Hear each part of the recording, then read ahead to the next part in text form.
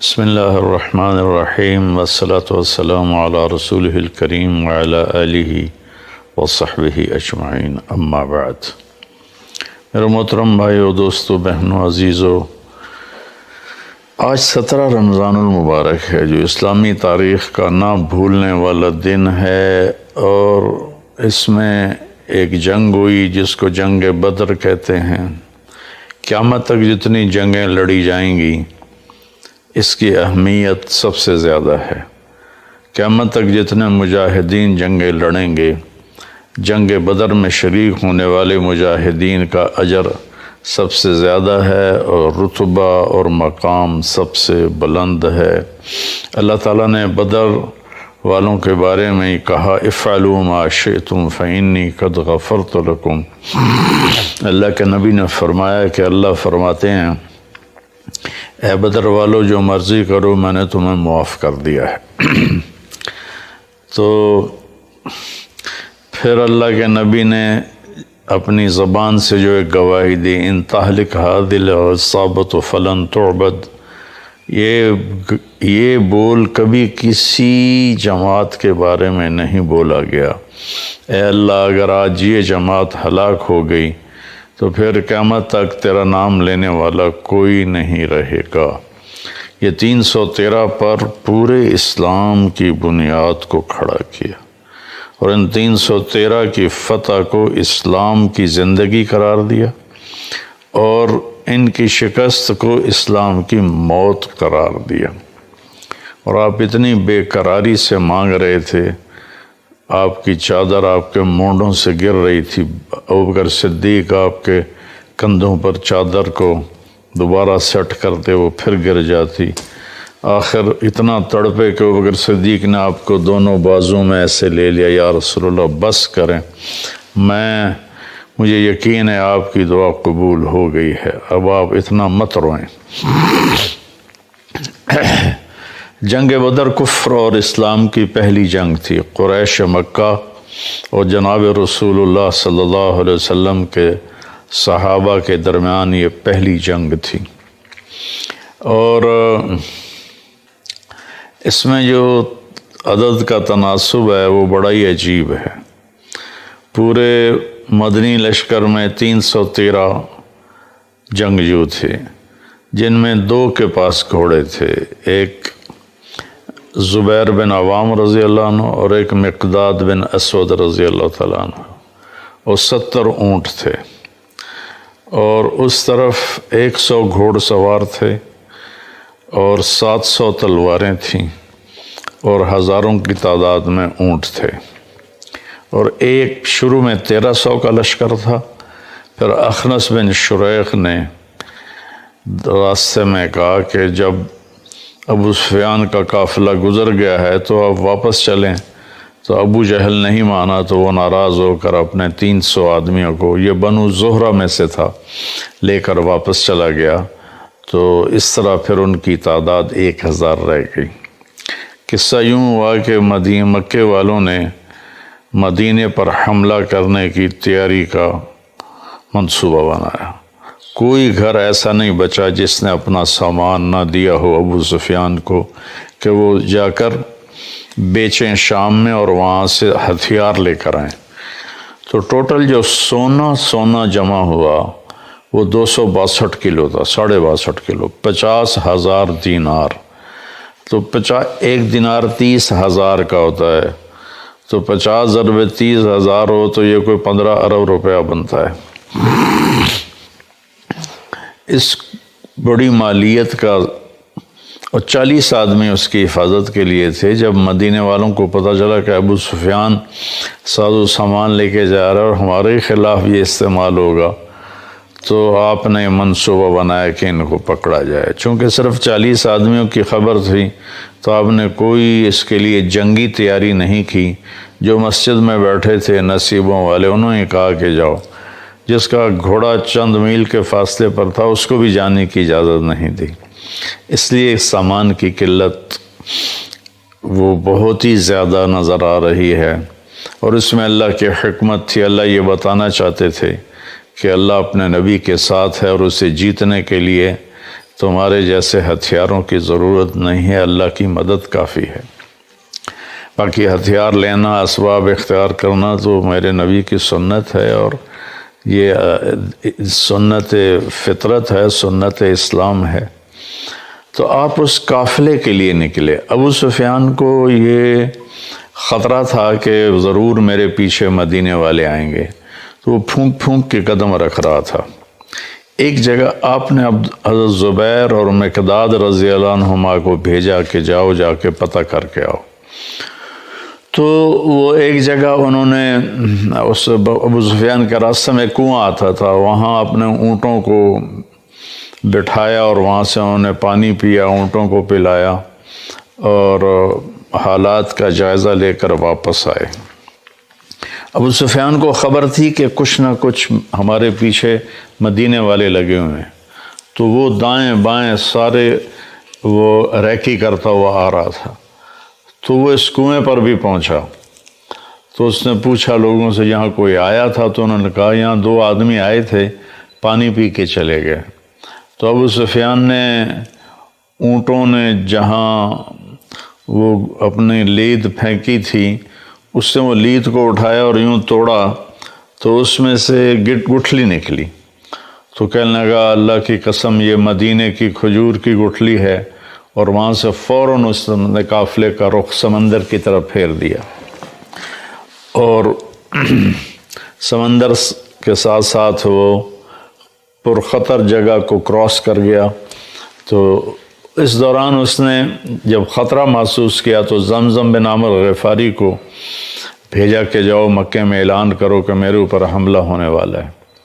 وہ جب مکے میں پہنچ کے اس نے اعلان کیا تو پورے مکے میں ہلچل مچ گئی اور ہر کوئی آگ سے بھر گیا اور تیاریاں شروع ہو گئیں۔ تو سب ہتھیاراں کیل کانٹوں سے لیس ہو کر نکل پڑے۔ تو ابو سفیان نے پھر پیغام بھیجا کہ میں نکل گیا ہوں دشمن کی زد سے، لہٰذا اب جنگ کی ضرورت نہیں ہے، تم واپس آ جاؤ۔ تو عتبہ بن ربیعہ اور اخنس بن شریق نے یہ بات کہی کہ حکیم بن حزام بھی کہ ہمیں اب واپس جانا چاہیے۔ تو ابو جہل نے کہا کہ نہیں، ہم بدر جائیں گے، وہاں شراب پئیں گے، ہماری باندیاں گانے گائیں گی، اور ہم وہاں اونٹ ذبح کر کے کھائیں گے اور پورے عرب کو بتائیں گے کہ ہم بڑے طاقتور ہیں، ہماری دھاک ہے سب پر، ہم واپس نہیں جائیں گے۔ ادھر اللہ کے نبی کو پتہ چلا کہ ابو سفیان کا قافلہ تو نکل گیا، اب تو ابو جہل کا لشکر آ رہا ہے۔ تو آپ نے اپنے ساتھیوں کو اکٹھا کیا کہ بولو بھائی اب کیا کرنا ہے، واپس جاتے ہیں تو اسلام پر کاری ضرب پڑتی ہے کہ کمزوری واضح ہوتی ہے اور ایک خبر پھیل جائے گی کہ مسلمان بہت کمزور ہیں اور یہ صحیح نہیں ہے، اور اگر جمتے اور لڑتے ہیں تو گردنیں اڑتی نظر آتی ہیں، کہاں 100 تلواریں، کہاں 8 تلواریں، ٹوٹل 8 تلواریں تھیں، اور کہاں 100 گھوڑے، کہاں 2 گھوڑے، کہاں 70 اونٹ، کہاں سینکڑوں اونٹ، کہاں 313، کہاں 1000، کوئی چیز بھی برابر کے نہیں تھے۔ وَإِنَّ فَرِيقًا مِّنَ الْمُؤْمِنِينَ لَكَارِهُونَ، ایک طبقہ صحابہ کا پریشان ہو رہا تھا کہ اب کیا بنے گا۔ یہ فطری خوف ہے، نہ کہ بزدلی کا خوف، فطری خوف ہے جس پر ہی تو اجر ہے۔ تو آپ نے سب کو اکٹھا کیا کہ بولو بھئی اب کیا کرنا ہے۔ تو ابوبکر صدیق نے کہا یا رسول اللہ جو آپ کہیں گے ہم نے وہ کرنا ہے۔ آپ نے کہا بولو بھئی کیا کرنا ہے۔ تو مقداد بن اسود کھڑے ہوئے، یا رسول اللہ اذا لا نقول کما قالت بنو اسرائیل اذهب انت وربک فقاتلا نحن ها هنا قائدون، کہ جب موسیٰ علیہ السلام نے کہا نا اپنی قوم سے کہ چلو چل کے شامیوں سے جہاد کرو اور اپنا ملک آزاد کراؤ، تو کہنے لگے تو جا اور تیرا رب، جب فتح ہو جائے تو پھر ہمیں بلا لینا، ہم تو یہ بیٹھے ہیں۔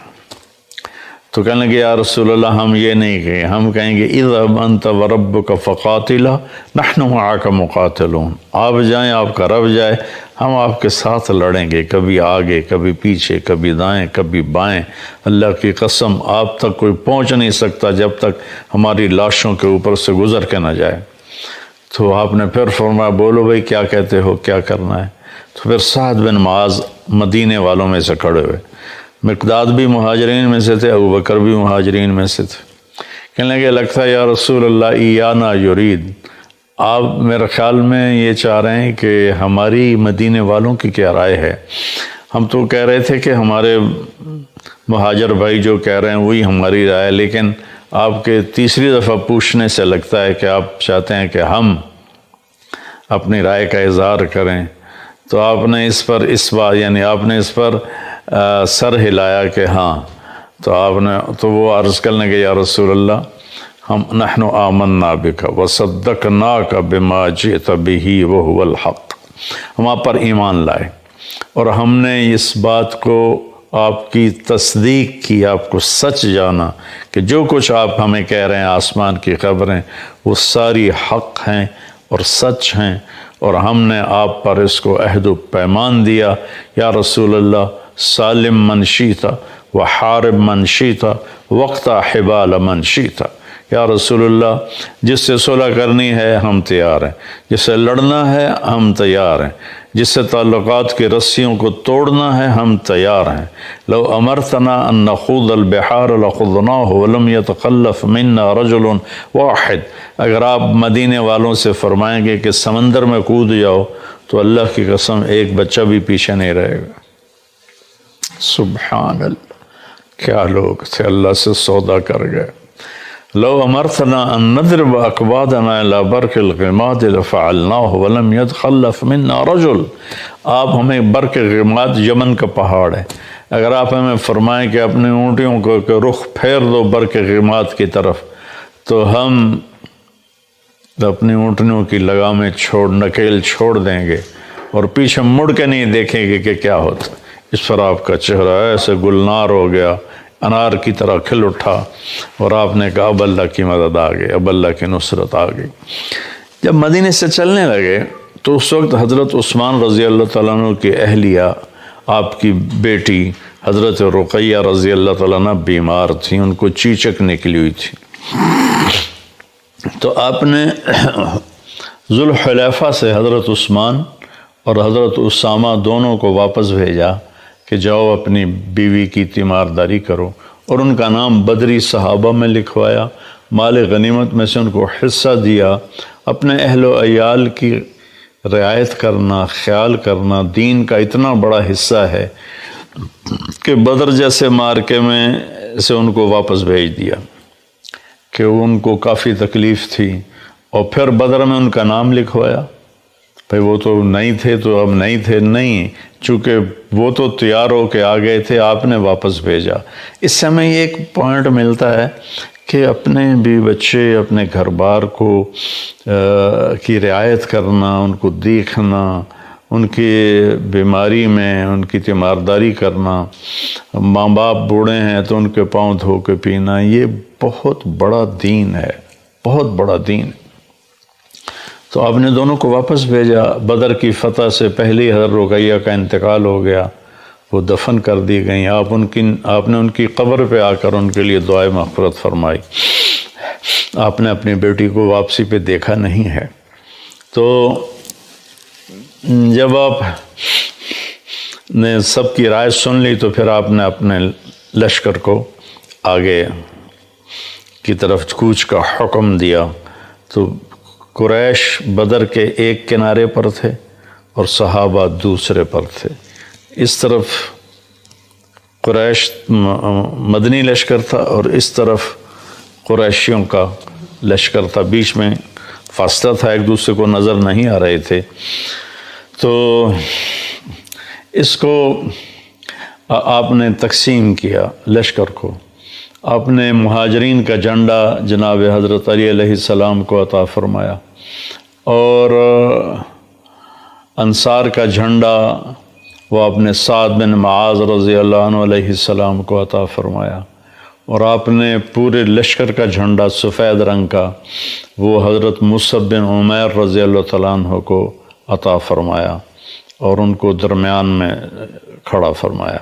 پھر آپ نے رائٹ سائڈ کے لشکر کی کمان حضرت زبیر کے سپرد کی، لیفٹ سائڈ کے لشکر کی کمان آپ نے حضرت مقداد بن اسود کے سپرد کی، اور پیدل جو تھے اور یہ اونٹنیوں پہ سواروں سے ہٹ کر جو پیدل تھے ان کے لشکر کی کمان اپنے قیس بن ابی صعصع کو دی۔ جب آپ نے سفر شروع کیا تو ایک بات اور یاد آئی، آپ نے اس قدر انصاف سے کام لیا کہ اونٹ تھوڑے تھے، صحابہ زیادہ تھے، تو 3 4 وہ ایک اونٹ پہ ان کا آتا تھا حصہ، تو وہ باری باری سوار ہوتے تھے، باقی پیدل چلتے تھے۔ تو آپ کے ساتھیوں میں حضرت علی اور مرشد بن ابی مرشد الغنمی رضی اللہ عنہما، یہ 2 اور آپ، یہ 3 آپ کے ساتھ اونٹنی میں شریک ہوئے۔ تو ان دونوں نے عرض کی، یا رسول اللہ آپ سوار ہو جائیں، ہم پیدل آپ کے ساتھ چلیں گے، اپنا حصہ آپ کو دیتے ہیں۔ تو فرمایا کہ مجھ سے زیادہ تم طاقتور نہیں ہو اور اجر کا میں تمہاری طرح ہی محتاج ہوں، میں اپنی باری پہ پیدل چلوں گا۔ چنانچہ اس طرح آپ سفر کر کے بدر کے قریب پہنچے، اور رات کو پھر آپ نے یہ دعا مانگی۔ یہ صحابہ، بدری صحابہ کے بارے میں مہر ہے کہ اگر یہ نہ ہوتے تو اللہ کا نام دنیا سے مٹ جاتا۔ ان تہلک هذه العصابۃ فلن تعبد، یہ مٹ گئے تو تیرا نام لینے والا کوئی نہ بچے گا۔ تو جمعہ کا دن تھا، 17 رمضان تھی، آج بھی جمعہ کا دن ہے، 17 رمضان ہے۔ کبھی کبھی یہ اتفاق ہو جاتا ہے شمس و سورج چاند کی گردش سے کہ جمعہ اور 17 رمضان اکٹھے ہو جاتے ہیں، کبھی مختلف ہوتے ہیں۔ تو آپ نے ارشاد فرمایا کہ تیر نہ چلانا جب تک وہ تمہارے تیروں کی زد میں نہ آ جائیں، اور حملہ نہ کرنا جب تک وہ تمہارے پر حملہ آور نہ ہو جائیں۔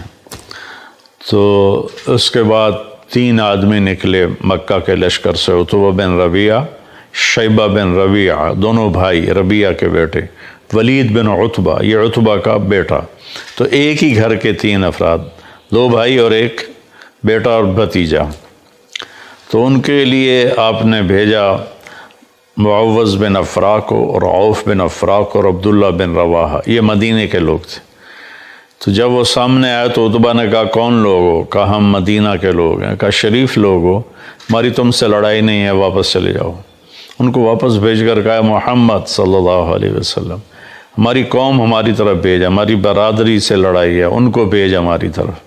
تو اس پر آپ نے فرمایا ایش عبید اٹھو، عبید بن حارث آپ کے تایا کے بیٹے، یہ سب سے زیادہ عمر کے تھے، اے حمزہ بن عبد المطلب آپ کے چچا، آپ کے دادا کے بیٹے، اٹھو، اے علی بن ابی طالب اٹھو۔ یہ تینوں دو جوان تھے اور ایک بڑی عمر کے تھے، تو لوہے کی آگے وہ سکرین تھی۔ تو عتبہ نے پوچھا کون لوگ ہو؟ کہا کہ ہم قریشی ہیں۔ تم کون ہو؟ کہا میں شیبہ، میں عبید بن حارث۔ تم کون ہو؟ کہا میں حمزہ بن عبد المطلب۔ کہا تم کون ہو؟ کہا میں علی بن ابی طالب کا اکفاءنا، اب ہمارے جوڑ کے آئے ہو۔ تو تینوں شیبہ اور عتبہ آپس میں ٹکرائے، عبید اور عتبہ آپس میں ٹکرائے، اور شیبہ اور حمزہ آپس میں ٹکرائے، اور ولید اور علی آپس میں ٹکرائے۔ تو علی و حمزہ علیہ السلام نے تو 2 منٹوں میں اپنے دشمن کا صفایا کر دیا، ولید کا اور شیبہ کا۔ عتبہ نے تلوار کا وار کیا جس سے حضرت عبیدہ کی ٹانگ کٹ گئی اور وہ گر پڑے۔ تو پھر دونوں شیروں نے جھپٹ کر عتبہ کا سر بھی اڑا دیا اور آپ کو اٹھا کے لائے۔ آپ نے قدموں میں سر رکھ دیا، کہ یا رسول اللہ अलस्तु शहीद, क्या मैं शहीद नहीं हूँ? हम कहा बला वाना अलैका शाहिद, मैं तुम पर गवाह हूँ कि तू शहीद।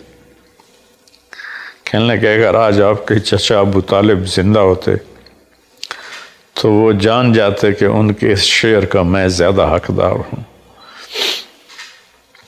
वनुसल्लिमुहु हत्ता नसरा हौलहु वनज़हल अन अबनाइना वल हलाइल। ये जनाब अबू तालिब का कसीदा है, 90 अशार का।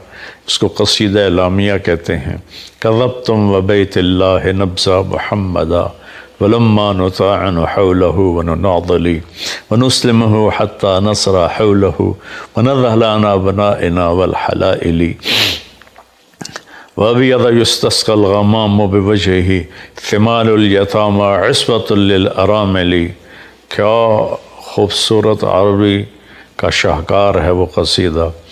तो उसमें एक शेर था कि तुम कहते हो कि हम तेरे भतीजे को कत्ल कर देंगे, तो मैं कहता हूँ कि आओ, फिर तुम्हें हमारी लाशों से गुज़र कर ही उस तक पहुँचना पड़ेगा और हमारे लाशों के टुकड़े बिखरे हुए होंगे, फिर तुम मेरे भतीजे तक पहुँच सको तो पहुँच सको, उससे पहले नहीं पहुँच सकते। तो चूँकि उबैद के टुकड़े हो गए थे तो उन्होंने इस पर कहा कि आज अगर अबू तालिब ज़िंदा होते तो वो जान जाते कि मैं उनके शेर का उनसे ज़्यादा हक़दार हूँ। वनुस्लिमुहु हत्ता वनुसल्लिमुहु हत्ता नसरा हौलहु वनज़हल अन अबनाइना वल हलाइल। आपने फरमाया सच है। फिर वापसी पर 3-4 दिन के बाद उनका इंतकाल हुआ। मैं उनकी कब्र मुबारक पर गया हूँ, एक बद्दू मुझे मिल गया, अल्लाह उसका भला करे। वो उस इलाके को जानता था, वहाँ तो वरना तो कब्रों के निशान ही कोई नहीं, कोई नाम कोई नहीं। तो वो मुझे ले गया हज़रत उबैद की कब्र पर। एक दफ़ा आपका वहाँ से गुज़र हुआ तो खुशबू आई ज़बरदस्त। साहबा ने कहा या रसूल अल्लाह, ये खुशबू कैसे? आपने कहा तुम्हें पता नहीं, यहाँ उबैद की कब्र है, उबैद बिन हारिस की कब्र है, ये खुशबू उसकी कब्र से आ रही है। तो इसके बाद फिर कुरैश ने आम हमला कर दिया। तो अल्लाह ताला की गैबी मदद थी, एक हवा का झोंका आया। तो हज़रत अली ने पूछा या रसूलल्लाह ये क्या है? कि जिब्रील आ गया है 500 फरिश्तों के साथ। फिर दोबारा हवा का झोंका आया। फिर हज़रत अली ने पूछा या रसूलल्लाह ये क्या है? तो आपने फरमाया मीकाईल आ गया है 500 फरिश्तों के साथ। तो अल्लाह ने 1000 फरिश्ते उतारे इस जंग में लड़ने के लिए, और ये पहली और आखिरी जंग है जिसमें फ़रिश्तों ने बाकायदा क़िताल किया और लड़ाई की। इससे पहले भी नहीं की, इसके बाद भी। उहुद में शायद कुछ मलाइका की रिवायत आती है, इसके अलावा कोई नहीं है। तो थोड़ी ही देर में उनके 72 आदमी मारे गए और 72 उनके कैद में आ गए, बाकी सारे भाग गए। कई साहबा कहते हैं हम तलवार उठाते मारने के लिए, आगे उसकी गर्दन पहले ही उड़ जाती। हम नेज़ा उठाते सीने में पार करने के लिए, उससे पहले उसके मुंह पे कोड़ा पड़ने की आवाज़ आती और उसका चेहरा मसख हो जाता, रंग सब्ज़ हो जाता था। अबुल युस्र छोटे से कद के साहबी हैं। हज़रत अब्बास का कद इतना बड़ा था, घोड़े पर बैठते थे, पाँव ज़मीन पर लगते थे, उनको बांध के लेके आ रहे थे। अब्बास रज़ियल्लाहु अन्हु शर्मिंदा। तो जब उनको पेश किया तो हज़रत तो हमारे नबी हैरान होकर देखने लगे कि अबुल युस्र अब्बास का चचा ये क्या? कहा या रसूलल्लाह मुझे इसने नहीं पकड़ा, मुझे किसी और ने पकड़ा है। ज़मीन आसमान के दरमियान वो खड़ा था, उसने मेरे हाथ मरोड़ के बांध के मुझे रस्सी इसको दे दी। वो थे जिब्रील। तो अबुल युसर कहने लगे नहीं या रसूलल्लाह मैं नहीं पकड़ा। तो आपने कहा चुप कर, अय्यदकल्लाह बिमलकिन करीम, फरिश्ते ने तेरी मदद की है। तो अल्लाह ताला ने इस जंग में अबू जहल, उफ तौबा तौबा, तो हज़रत मुआज़ और मुअव्वज़ दोनों भाई थे, इन्होंने जाकर अबू जहल पे वार किया और उसकी टांग काट दी। टांग काटी तो वो गिर गया, घोड़े पे सवार था। तो इकरमा आपके एक बाद में ईमान ले आया रज़ी अल्लाह तआला अन्हु। उन्होंने फिर मुआज़ की معوذ کی کندھے پہ وار کیا تو ان کا ہاتھ ایسے لٹک گیا، تو انہوں نے ہاتھ کو اٹھا کے پیچھے کر لیا اور لڑتے رہے۔ پھر کہنے لگے وہ ہاتھ مجھے تنگ کر رہا تھا تو میں نے پاؤں کے نیچے دے کے دبا کے کھینچ کے پھینک دیا اور پھر لڑنا شروع کر دیا۔ میں پڑھتا ہوں تو میرے رونگٹے کھڑے ہو جاتے ہیں، میں تو سوئی چبھ جائے تو ہماری حال اداڑے ہوتی ہے، اور وہ پورا پاؤں ہاتھ کھینچ کے پھینک دیا۔ حضرت عثمان کے زمانے میں ان کا انتقال ہوا، تو وہ گرا تو اس کو انہوں نے نہ زخمی حالت میں چھوڑ دیا۔ جب جنگ ختم ہوئی تو آپ نے فرمایا کوئی ابو جہل کا پتہ کرے، تو عبداللہ بن مسعود ڈھونڈنے نکلے تو وہ سانسوں میں تھا، ابھی زندہ تھا، تو اس کے سینے پر چڑھے اس کو سر اتارنے کے لیے۔ تو کہنے کون ہو؟ کہا میں عبداللہ بن مسعود۔ کہا یا روع الغنم، اے بکریوں کے چرانے والے، لقد صعدت المرتقى، تو بہت بڑے اونچے پہاڑ پہ چڑھ گیا ہے، کاش میری موت یہ بکری چرانے والے کے ہاتھ میں نہ ہوتی۔ پھر کہنے لگا ذرا نیچے سے کاٹنا، لوگوں کو پتہ چلے بڑے سردار کی گردن ہے۔ پھر کہنے لگا اخبر صاحب کا، ہوئے اپنے ساتھی کو بتا دے، انک اليوم ابغض الی من الامس، کہ کل میں تجھ سے جتنی نفرت کرتا تھا آج اس سے زیادہ کر رہا ہوں۔ تو انہوں نے اس کی گردن کاٹی اور آ کر آپ کے سامنے پھینکی، تو آپ نے سجدہ شکر کیا، اور اللہ نے صحابہ کو عزت دی، کامیابی دی۔ اور اس کو اللہ تعالیٰ نے قرآن میں یوں بیان کیا ہے کہ اذ تستغیثون ربکم فاستجاب لکم انی ممدکم بألف من الملائکۃ مردفین ما جعلہ اللہ الا بشرا ولتطمئن بہ قلوبکم والنصر الا من عند اللہ ان اللہ عزیز حکیم۔ جب تم اللہ کو پکار رہے تھے تو اللہ نے 1000 فرشتے بھیجے، فرشتے تمہاری مدد کے لیے تھے، لیکن اصل مدد اللہ کی تھی، یہ تمہاری تسلی کے لیے تھے۔ اذ یغشیکم النعاس امنۃ منہ، جب تم ڈر رہے تھے کل کیا ہوگا تو میں نے تمہیں سلا دیا، اونگ آ گئی۔ وَيُنَزِّلُ مِنَ السَّمَاءِ مَاءً، پھر آسمان سے بارش اتاری، لِيُذْهِبَ عَنْكُمْ رِجْزَ الشَّيْطَانِ، تاکہ شیطانی خیال تمہارے دور کروں، وَيَرْبِطَ بِهِ قُلُوبَكُمْ، تمہارے دلوں کو مضبوط کروں، وَيُثَبِّتَ بِهِ الْأَقْدَامَ، تمہارے قدموں کو جما دوں۔ اِذْ يُوحِي رَبُّكَ لِلْمَلَائِكَةِ أَنِّي مَعَكُمْ، جب اللہ نے فرشتوں سے کہا میں تمہارے ساتھ ہوں، جاؤ خبر دو صحابہ کو۔ فَاضْرِبُوا فَوْقَ الْأَعْنَاقِ وَاضْرِبُوا مِنْهُمْ كُلَّ بَنَانٍ ذَلِكَ بِأَنَّهُمْ شَاقُّوا اللَّهَ وَرَسُولَهُ وَمَن يُشَاقِقِ اللَّهَ وَرَسُولَهُ فَإِنَّ اللَّهَ شَدِيدُ الْعِقَابِ۔ یہ آیت عجیب ہے، آج تک فرشتوں نے کبھی میدان جنگ میں تلوار نہیں اٹھائی، ان کو پتہ نہیں کرنا کیا ہے، تو اللہ ان کو کہہ رہا ہے کہ تم نے کیا کرنا ہے، گردن پہ تلوار مارنی ہے، سر اڑاؤ، یا پھر انگلیاں اڑا دینی ہے تاکہ وہ لڑنے کے قابل نہ رہے۔ یہ فرشتوں کو بتایا جا رہا ہے، اللہ ان کو بتا رہا ہے کہ ایسے کرنا ہے۔ ایک دفعہ جبریل نے پوچھا یا رسول اللہ آپ کے صحابوں میں سب سے افضل کون ہے؟ آپ نے فرمایا بدر والے۔ کہنے لگے فرشتوں میں بھی سب سے افضل وہ 1000 صحابہ فرشتے ہیں جنہوں نے بدر کے میدان میں اتر کر جنگ کی تھی۔ تو یہ جنگ بدر اسلام کا ایک بہت بڑا معرکہ ہے، اور اللہ تعالیٰ نے حق اور باطل کو واضح کر دیا۔ اللہ ہمیں بھی حق پہ چلنے کی توفیق نصیب فرمائے۔ السلام علیکم۔ یہ چند روزہ زندگی کے بعد ایک لمبی زندگی آ رہی ہے، جس میں جب ہم جائیں گے تو موت سے پاک ہو جائیں گے، بڑھاپے سے پاک ہو جائیں گے، اور بیماریوں سے پاک ہو جائیں گے، دکھ تکلیفوں سے پاک ہو جائیں گے۔ حضرت میں ہوگی آدم علیہ السلام کی، ساری اولاد کو بلائیں گے، پھر اس سے آگے ادریس، شیس، ادریس، نوح، سارے چلتے چلتے انبیاء، آخر میں ہمارے نبی کی دعوت ہوگی۔ اپنے نبی کی ضیافت کھانے کے بعد پھر اللہ کا پیغام آئے گا، ان ربکم یستزیرکم ویقرکم السلام، تمہارا رب تمہیں سلام پیش کرتا ہے اور تمہیں ملنا چاہتا ہے، چلو اللہ کی بارگاہ میں۔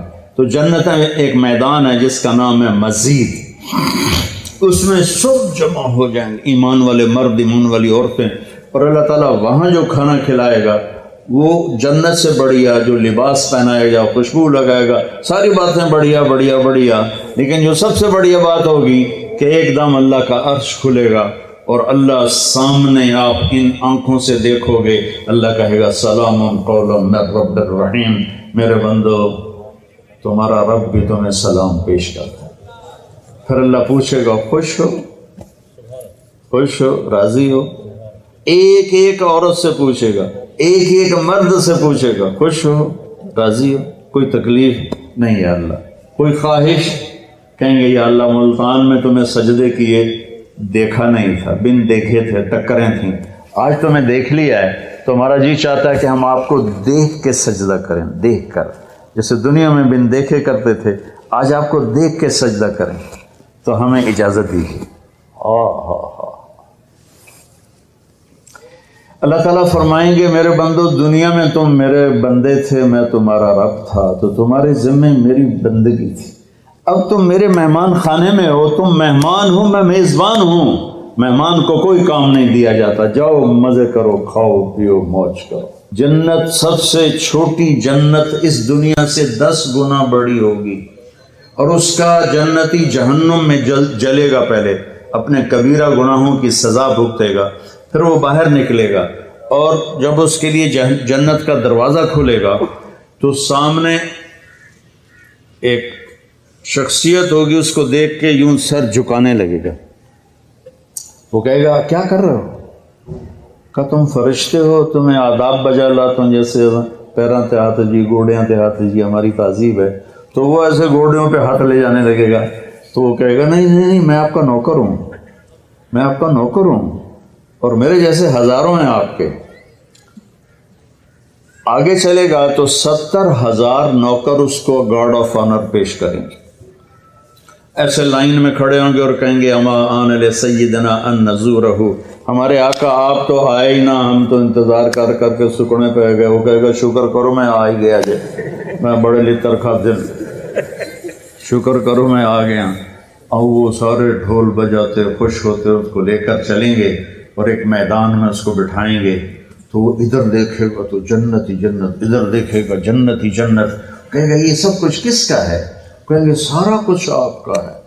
پھر وہ اس کے سامنے لائیں گے، ایک ہاتھ میں گلاس ہوگا، ایک ہاتھ میں ڈونگا ہوگا، ایک میں کھانا ہوگا، ایک میں مشروب ہوگا، ہر ڈونگے کا کھانا الگ، ہر گلاس کا مشروب الگ، اور یہ 70,000 1,40,000 1,40,000 ہو گئے ڈونگے اور گلاس ملا کر، یہ سارے کھا جائے گا، سارا پی جائے گا، اور اس کے نہ پیٹ پھٹے گا، نہ پھولے گا، نہ لذت ختم ہوگی، نہ تھکے گا، ہر نوالے کی لذت پہلے سے زیادہ ہو جائے گی۔ پھر وہ کہیں گے اچھا اب آپ اپنی بیگم صاحب سے مل لیں، وہ نوکر ایک دم غائب ہو جائیں گے، سامنے سے پردہ ہٹے گا تو جنت کی لڑکی، جنت میں ایک نہر ہے، اس کا نام ہے بیدخ، بے یہ دال خا، وہ کورڈ ہے موتیوں سے، اس میں مشک، عنبر، زعفران، کافور بہتا ہے۔ جب اللہ کسی بھی حور کو پیدا کرنا چاہتا ہے تو وہ ایسی نہیں ہو، جنت کی حوریں ماں کے پیٹ سے نکلی پھر رڑ دیاں پئیاں، دودھ پیاں پیندیاں، فیڈر پیاں پیندیاں، ایسا نہیں ہے۔ وہ اللہ تعالیٰ کہتا ہے کونی ہو جا، تو پوری جوان لڑکی نکل کے باہر کھڑی ہو جاتی، اور اس کو 100 جوڑے اللہ پہناتا ہے، اور اس کا 130 فٹ قد ہوتا ہے۔ تو مجھے میں نے کہا آدم علیہ السلام کا قد 130 فٹ تھا، اب یہ گھستے time of passage of time کے ساتھ ایک ذمہ دار نے مراسی کو گھوڑا دیا تھا، کھرکھرا کر مالش کر، وہ مراسی تے مالش کو کدی ہوا سنا ہی نہیں، وہ تھوڑی دیر کرتا رہا، جس ویلے مالک گھر گیا اور سو گیا، گھوڑا چور لے گئے، وہ اکھ کھلی، وہ لبے مارے گئے، وہ گیا گھر اور وہاں سے خرگوش پکڑ کے لایا اور اس کو رسہ باندھ کے مالش شروع کر دی۔ تھوڑی دیر میں ذمہ دار نکلے کہ وہ گھوڑا کدے ہے کہ جی آئے کھلوتا ہے کہ فٹے منہ تیرے گھوڑا ہے، یہ تو خرگوش ہے۔ نہیں سائیں گھوڑا ہے، گھس کے میں نے اتنی مالش کیتی ہے، ایسا ہی جوڑا بنے ہیں، خرگوش آ بنے ہیں۔ تو ہمیں بھی نا یہ کائنات نے اور ان فضاؤں نے، ہواؤں نے ہمیں گھسایا ہے، ایسے گھسایا ہے، اور ہم اس قد پہ آ گئے ہیں۔ جنت کا اصلی قد 130 فٹ ہے، ان بچیوں کا بھی، آپ کا بھی، ہر جنتی مرد عورت کی ہائٹ 130 فٹ پر ہے۔ اور یہ بچیاں جو لباس پہنیں گی وہ 3 میل کے دائرے میں گھومے گا ایسے۔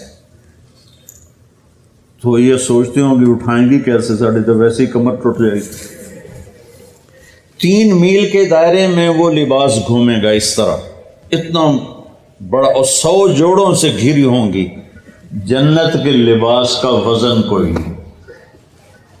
جیسے ہم خلا میں جائیں تو ہمارا وزن ختم ہو جاتا ہے، ہمارا وزن تو گریوٹی اور ہوا کی وجہ سے، جب ہم ہوا سے اوپر نکل جاتے ہیں تو ہم بے وزن ہو جاتے ہیں۔ تو جنت کے لباس کا اللہ نے وزن کھینچ لیا ہے، کوئی وزن نہیں، اور وہ سلانا نہیں پڑتا، خریدنا نہیں پڑتا، دھونا نہیں پڑتا، اس کو پریس نہیں کرنا پڑتا۔ جنت میں ایک درخت ہے جس کا نام ہے طوبہ، اس پر یوں کر کے لگے ہوئے ہیں پھول، ایسے پھول لگے ہوئے ہیں۔ جب آپ کا جی چاہے گا کہ میں کپڑے بدلوں تو آپ کا خالی ایک اشارہ ہوگا تو اس سے ایک لائٹ نکلے گی ایسے۔ اب یہ آپ نے 100 جوڑے پہنے ہوئے ہیں، ان کو اگر آپ اتارنے جائیں گے تو کتنا تھکیں گے، اور پھر اگلے 100 200 ہو گئے تو موٹے تو بچے ہی رہ گئے۔ تو کیا ہوگا، اللہ اکبر، کیا ہوگا؟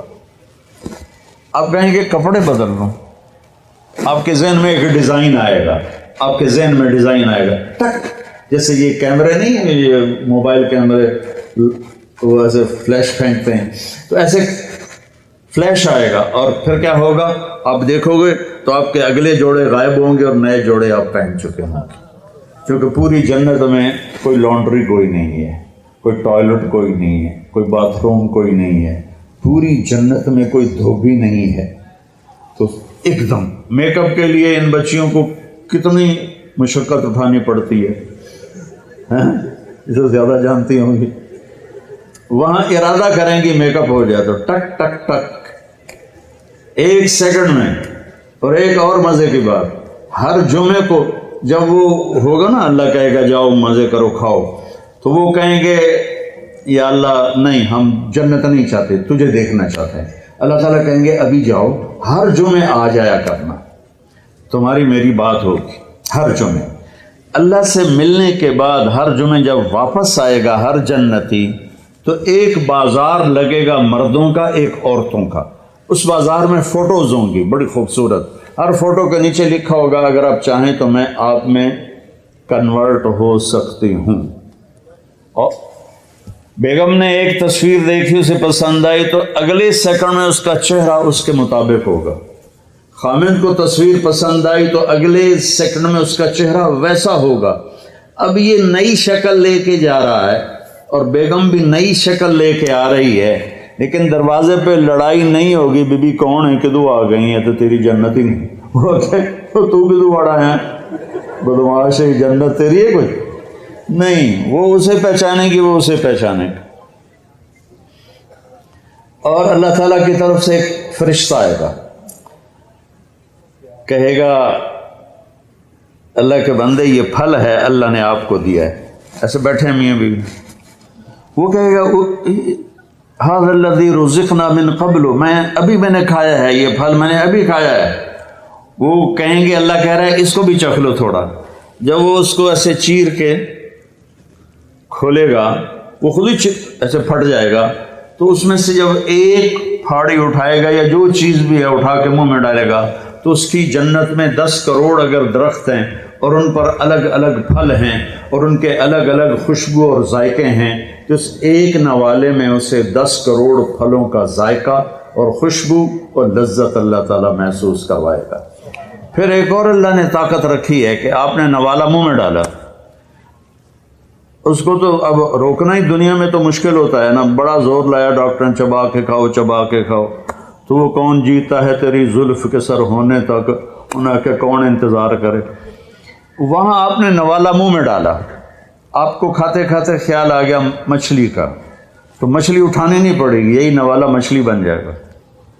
پھر آپ کو خیال آ گیا مرغے کا، تو یہ مرغا بن جائے گا۔ پھر آپ کو خیال آیا بکرے کا، تو یہ بکرے کا گوشت بن جائے گا۔ پھر آپ کو خیال آیا کیلے کا تو یہ کیلا بن جائے گا، امرود کا ہے تو امرود بن جائے گا، ملتان میں کوئی نسواری تھا اسے نسوار یاد آئی تو نسوار بھی بن جائے گا۔ جنت کے پرندے اڑتے ہوئے آئیں گے اور آ کے بیٹھ جائیں گے، جی آپ مجھے کھائیں، وہ کہے گا مجھے کھائیں، وہ کہے گا مجھے کھائیں۔ ادھر مری مری مرغیاں کھا کے ہمارے جوانوں کی جوانیاں ہی مر گئی ہیں، وہ چلیے ایسے کر کے پڑی ہوتی، وہ دیسی مرغی ہوتی تھی، پکڑنے میں بھی زور لگتا تھا اور کھانے میں بھی۔ تو وہ کہیں گے مجھے، ایک پرندہ کہے گا میں نے جنت الفردوس کا گھاس کھایا ہے اور اس کا پانی پیا ہے، تو آپ مجھے کھائیں۔ کہ ہاں تو ٹھیک۔ تو وہ کیسے اس کو کھائے گا؟ وہ اپنے پروں کو ایسے یوں پھیلا دے گا، اس کے 70,000 پر ہوں گے، ان کو ایسے کرے گا، ایسے کرے گا، تو ہر پر سے کھانے کا ایک کھانے کی قسم گر کے ٹیبل پہ سیٹ ہو جائے گی، اور ہر ڈش پہلے سے زیادہ لذیذ ہوگی۔ زندگی آگے آ رہی ہے، یہ بھی کوئی زندگی ہے، کبھی بیماری پیچھے ہے، کبھی موت پیچھے ہے، کبھی دکھ پیچھے ہیں، کبھی لڑائیاں ہیں، کبھی جھگڑے ہیں، کبھی جھوٹے مقدمے ہیں، کبھی مافیاز گروپ کا ظلم و ستم ہے۔ تو یہ اندھیرا کا جہان ہے، یہ رہنے کا نہیں ہے۔